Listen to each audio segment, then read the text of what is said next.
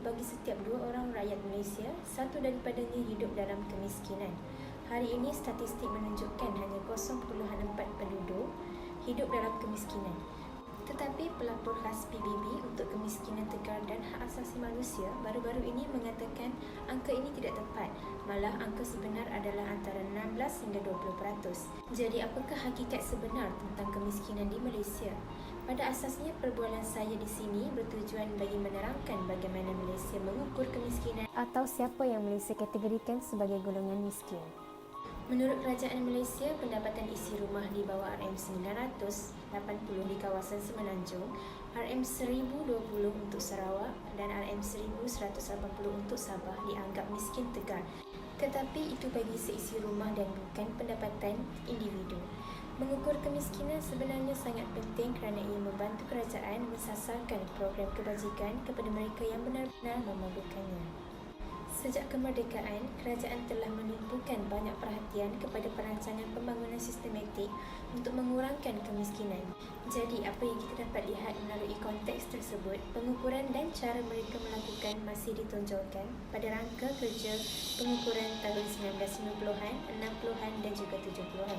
Jadi, kita sebagai rakyat Malaysia yang sentiasa peka perlulah mengubah ukuran kemiskinan mengikut keadaan pembangunan di negara Malaysia.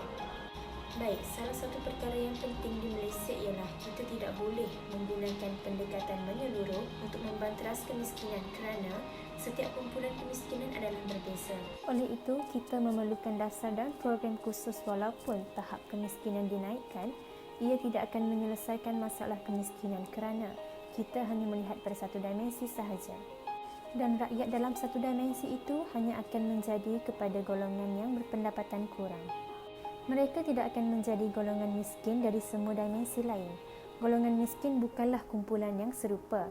Itulah faktor yang sangat penting untuk kita ketahui dan ambil kira.